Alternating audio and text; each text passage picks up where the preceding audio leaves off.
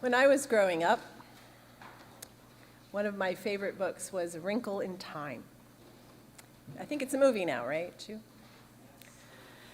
My dad read it to me, and after that, I read it to myself many times. Has anybody else read it or seen the movie?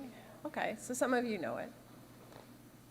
I love it so much, I still reread it, like once every couple summers. For those of you who don't know, the story centers on Meg and her younger brother Charles Wallace, who would embark on an adventure across the universe to rescue their father, who was being held captive on a faraway planet called Chelmsford by a giant brain called It, that controls the thoughts and actions of every person on that planet, erasing any sense of individuality or difference.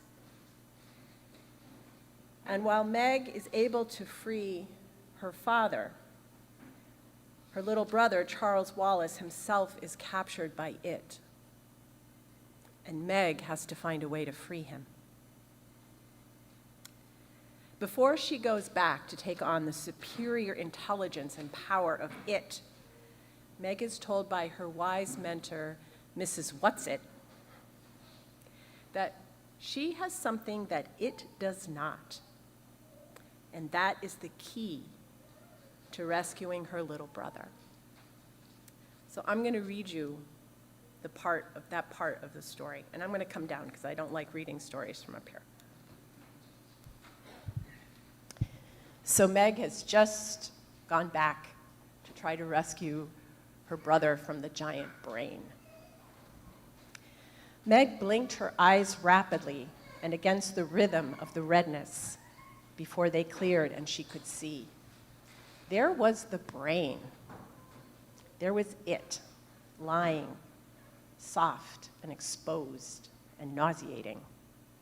Charles Wallace was crouched beside It, his eyes still slowly twirling, his jaw still slack, as she had seen him before, with a tick in his forehead, reiterating the revolting rhythm of It. As she saw him, it was again as though she had been punched in the stomach, for she had to realize afresh that she was seeing Charles, and yet it was not Charles at all. Where was Charles Wallace, her beloved Charles Wallace? What is it that I have that It doesn't? You have nothing that It hasn't got, Charles Wallace said coldly. How nice to have you back, dear sister. We have been waiting for you. We knew that Mrs. Whatsit would send you. She's our friend, you know. For an appalling moment, Meg believed. And in that moment, she felt her brain being gathered up by It. No, she screamed at the top of her lungs. No, you lie. For a moment, she was free from It's clutches again. As long as I can stay angry enough, It can't get me. Is that what I have that It doesn't have? Nonsense, said Charles Wallace. You have nothing that It doesn't.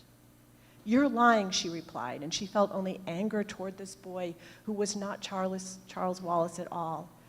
It wasn't just anger, it was loathing, it was hatred, sheer and unadulterated, and she became lost in hatred. And as she became lost in hatred, she became lost in It. The red miasma swam before her eyes, her stomach churned to its rhythm, her body trembled with the strength of her hatred and the hatred of It. With the last vestige of consciousness, she jerked her mind and body. Hate was nothing It didn't have. It knew all about hate. You're lying about that, and you're lying about Mrs. Whatsit, she screamed. Mrs. Whatsit hates you. And that was where It made its fatal mistake. For Meg said automatically, Mrs. Whatsit loves me. Suddenly she knew. She knew. Love. That's what Meg had that It didn't. She had Mrs. Whatsit's love and her father's and her mother's and the real Charles Wallace's love, and she had her love for them. But how could she use it? What was she meant to do? If she could give love to it, perhaps it would shrivel up and die, for she was sure that it could not withstand love. But she, in all her weakness and foolishness and baseness and nothingness, was incapable of loving it. Perhaps it was not too much to ask of her, but she couldn't do it. But she could love Charles Wallace. She could stand there and she could love Charles Wallace, her own Charles Wallace, the real Charles Wallace, the child for whom she had come back to Camazotz, to it, the baby brother who was so much more than she was, and yet who was so utterly vulnerable. Charles, I love you, my baby brother who always takes care of me. Come back to me, Charles Wallace. Come back from it. Come back, come home. I love you, Charles. Oh, Charles Wallace, I love you. Tears were streaming down her cheeks. She was unaware of them. I love you, Charles Wallace. You are my darling and my dear and the light of my life and the treasure of my heart. I love you, I love you, I love you. Slowly his mouth closed. Slowly his eyes stopped their twirling. The tick in the forehead ceased its revolting twitch. Slowly he advanced toward her. I love you, she cried. Then suddenly he was running, pelting. He was in her arms and he was shrieking with sobs. Meg, Meg, Meg, I love you.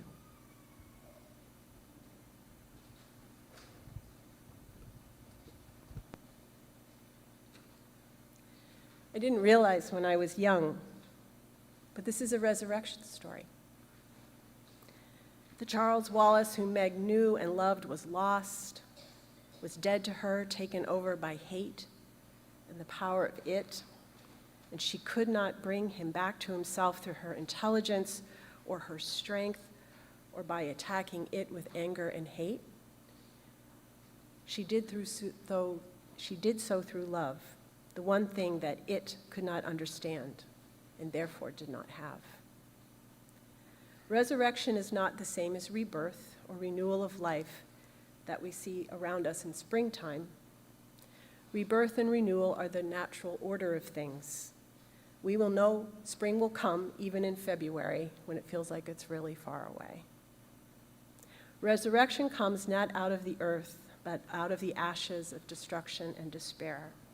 Those moments when all we love is lost to us in ways that drive us to our knees. And then something shifts to reveal all that we thought had lost returns in a way that we could not have imagined, transformed. For me, this is the resurrection story.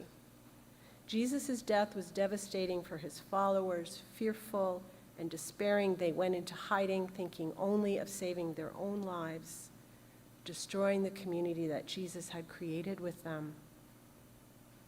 And then something happened that called them back from that place that they could never have dreamed, as they stood in the place of death and heard the living call their names. I don't know what happened. We weren't there. Maybe Jesus really was resurrected. And honestly, I think it would be really, really helpful if he would return right now